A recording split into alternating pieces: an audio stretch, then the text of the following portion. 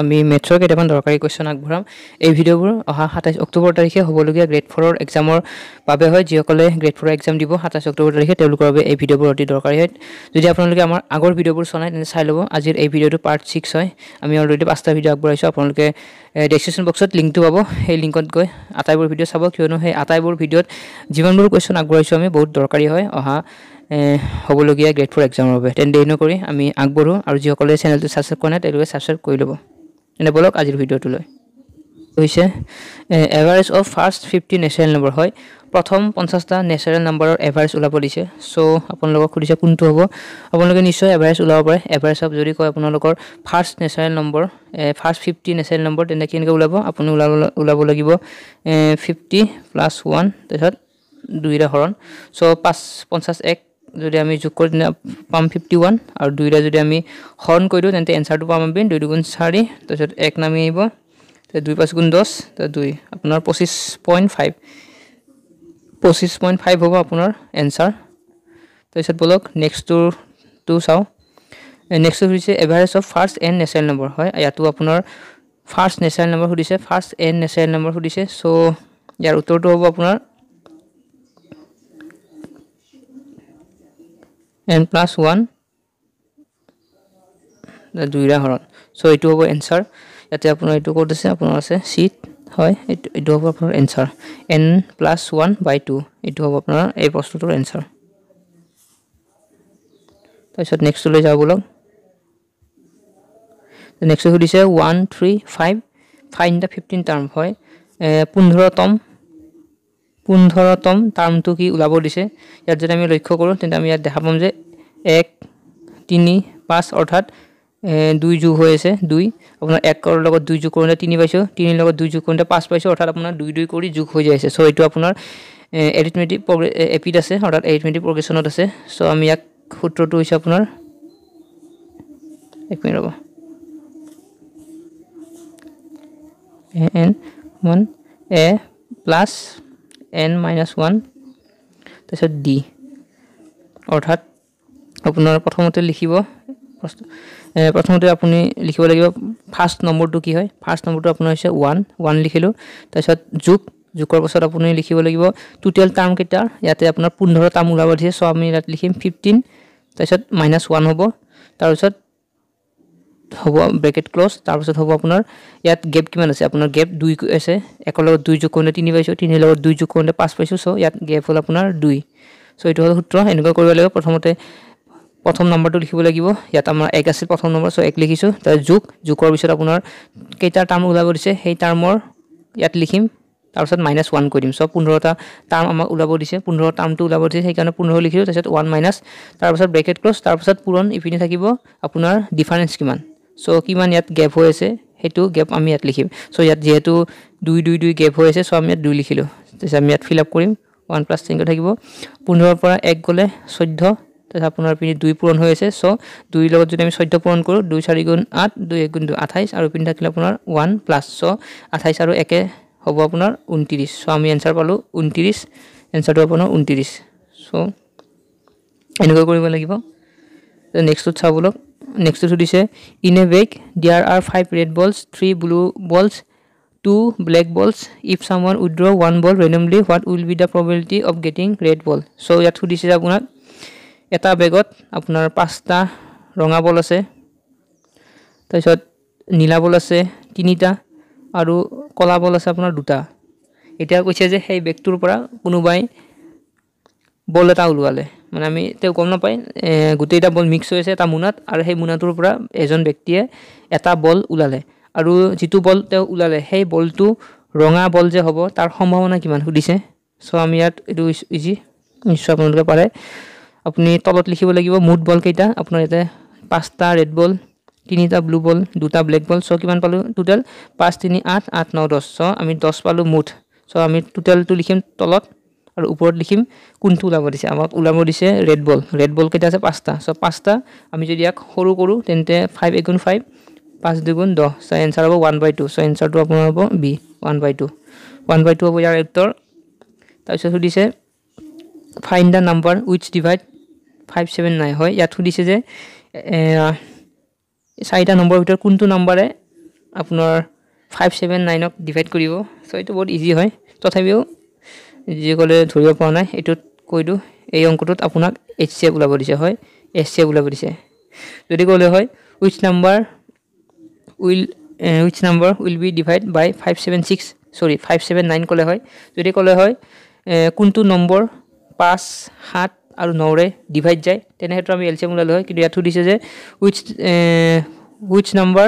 divides 579 অৰ্থাৎ কৈছে যে কোনটো নম্বৰে 5 7 9ক ডিভাইড কৰে সো এটো বহুত ইজি হয় কিয়নো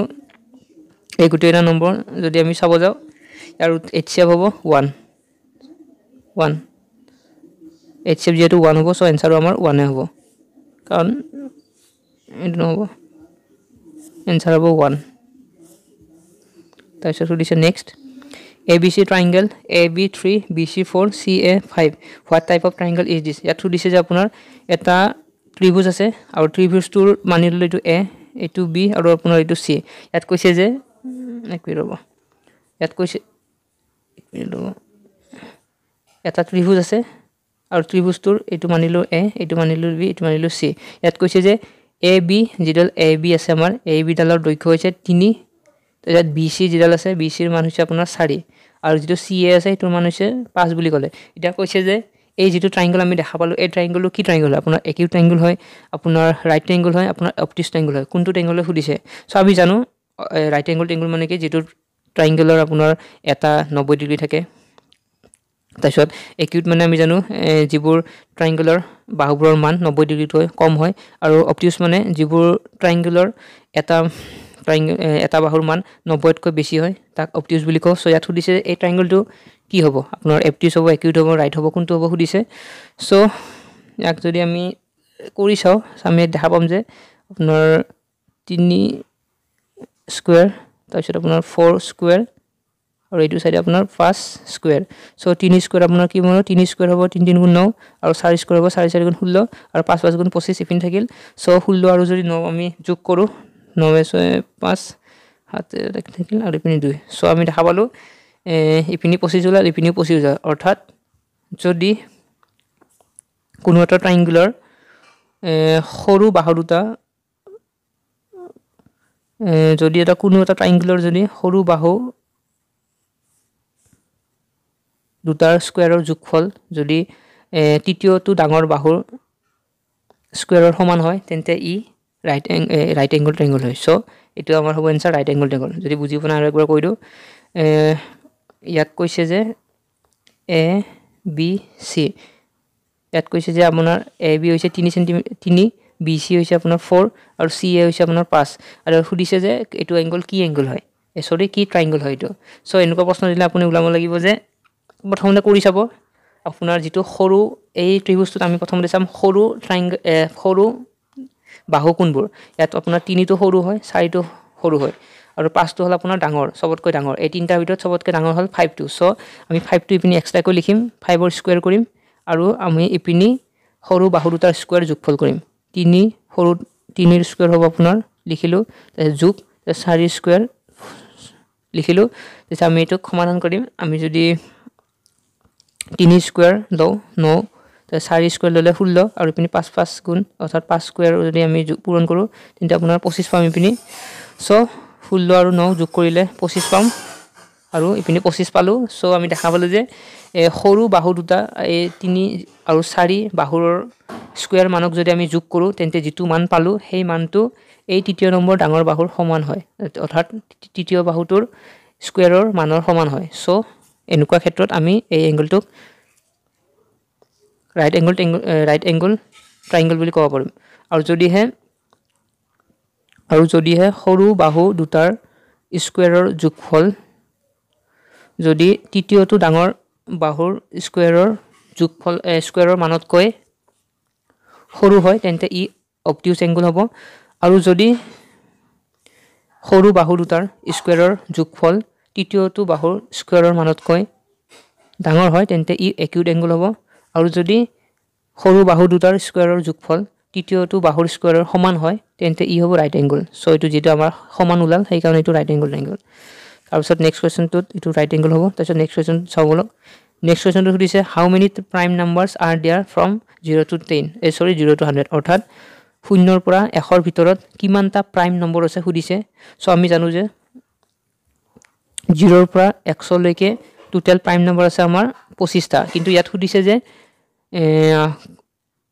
0 ৰ পৰা 100 লৈকে কিমানটা প্ৰাইম নম্বৰ আছে যেটো অড হয় ইয়াত প্ৰশ্ন অড হয় বুলি সুধিছে সো আমি যদি এটো চাব যাও তেন্তে এনসাৰটো পাম আমি 24 কিয়নো ইয়াত অড হোৱাৰ কাৰণে আমি এনসাৰটো হ'ব 24 কাৰণ আমি জানো যে 2 এটা প্ৰাইম নম্বৰ হয় তাৰপিছত আপোনাৰ 3 হয় 4 হয় সৰি 4 নহয় 5 হয় তাৰপিছত আপোনাৰ 7 হয় তাৰপিছত 11 হয় সো এনেকৈ যাই থাকিব এটা আমি দেখা পালো যে এই যিমানবোৰ আছে 3 5 7 11 এই সকলোবোৰ নম্বৰ কি হয় অড নম্বৰ হয় বাট যেটো 2 আছে এটো আমাৰ 2 টো এটা যুগ্ম সংখ্যা হয় ইভেন নম্বৰ হয় সেই কাৰণে 2 টো নধৰিম আমি ইয়াত খুদিছে যে 0 ৰ পৰা 100 লৈকে কিমানটা প্ৰাইম নম্বৰ আছে যেটো অড হয় যেটো আপোনাৰ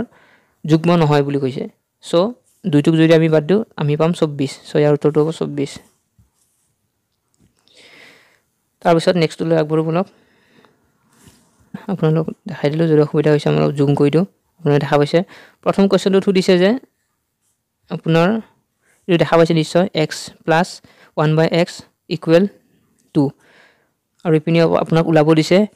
x square plus 1/x square সমান কিমান হ'ব সুধিছে আপোনালোকে বহুত ইজিটা কৰিব পাৰিব ইয়াৰ শৰ্ট ট্ৰিক আছে আপোনালোকে কি কৰিব যেটো ইয়াত আমি এনসাৰটো পাও সেই এনসাৰটোক আপোনালোকে কি কৰিব স্কয়াৰ কৰিব স্কয়াৰ কৰাৰ পাছত আপোনালোকে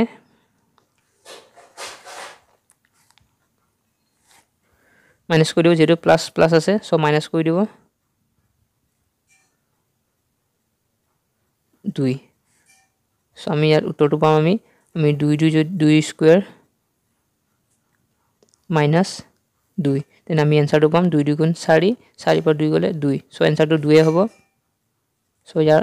আপোনাৰ ইয়াৰ উত্তৰটো হ'ব আপোনাৰ 2 এনসাৰটো হ'ব 2 এনসাৰটো হ'ব 2 তাৰ পাছত সুধিছে নেক্সটত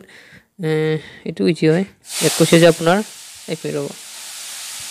আপোনাৰ 1.23 ওপৰত ডাল 12 আছে মনত ৰাখিব ওপৰত ডাল আছ আছে 12 আছে তাৰপিছত যোগ 1.15 ওপৰত 12 আছে সো ইয়াক যোগ কৰিব দিছে এই সংখ্যাটোক যোগ কৰিব দিছে আৰু ইয়াক যোগ কৰাৰ পিছত এনসাৰ কি ওলাব সুধিছে আপোনাক সো আপোনালোকে নিশ্চয় জানে আপোনাৰ যেতিয়া কিবা এটা সংখ্যাৰ ওপৰত আছ থাকিব হেতিয়া বুজাই যে সেই সংখ্যাটো ৰিপিট হৈ আছে অৰ্থাৎ ইয়াত কৈছে যে 1.23232323 এনেকৈ আপোনাৰ ৰিপিট হৈ আছে ঠিক তেনেকৈ এটো 1 নেক্সট হৈছে 15 15 ৰ ওপৰত আছটো আছে সো 15 এনেকৈ ৰিপিট হৈ আছে সো আপোনালোকে এটো ইজি কৰিব পাৰে আপোনালোকে এটো এনেকৈ কৰিব পাৰে ইজি হ'ব আপোনাৰ 3 আপোনাৰ 3 পাছে 8 হ'ব তাৰ 2 একে 3 হ'ব 3 পাছে 8 হ'ব 2 একে 3 হ'ব সো এনেকৈ আহি থাকিব সো পাছে 8 পাছে 3 8 2 একে 3 আৰু ইপিনে গুণ একে একে 2 সো আমি পালো যে 2.38383838 সো আমি এনসাৰটো পালো 2 যেহেতু 38 ৰিপিট হৈ আছিল সো ইয়াৰ ওপৰত আছ হ'ব সো এনসাৰ হ'ব 2.38 আৰু 38 ৰ ওপৰত বাৰ থাকিব সো হেতু এনসাৰ আছে এটো আপোনাৰ সি নম্বৰটো উত্তৰ হ'ব সি নম্বৰটো উত্তৰ হ'ব সো ইয়াক এনেকৈ কৰিব পাৰে ইজি হ'ব এনেকৈ কৰিলে সো আজি ভিডিওটোত এইখিনি আছিল আপোনালোকে এটা ভিডিও চাব বহুত দৰকাৰী প্ৰশ্ন দিছো আমি অলৰেডি আজি যিকিটা অংক দিলো হেগিটা আপোনালোকে ভালকৈ চাব এনেকুৱা ধৰণৰ অংকবোৰ ৰিপিট আপোনালোকে প্ৰেক্টিস কৰিব যিমান পাৰে আৰু পাই চিত্ৰৰ লগত আপোনাৰ পাই চাৰ্টৰ লগত জড়িত যিবোৰ অংক আছে সেইবোৰ ট্ৰাই কৰিব ঘৰত লগতে যিবোৰ মিড পইণ্ট উলোৱা আপোনাৰ দূৰত্ব উলোৱা স্থানাংক জ্যামিতিৰ হেগিটাও চাব সো আজি ভিডিও দেখিনি আছিল আকৌ নতুন ভিডিও লৈ আহিম যদি আপোনালোকে ভিডিওটো চাই ভাল পালে তেন্তে সাবস্ক্ৰাইব কৰিব আৰু লাইক কৰিব আৰু এনেকুৱা ভিডিও পাই থকাৰ বাবে চেনেলটো সাবস্ক্ৰাইব কৰি ল'ব ধন্যবাদ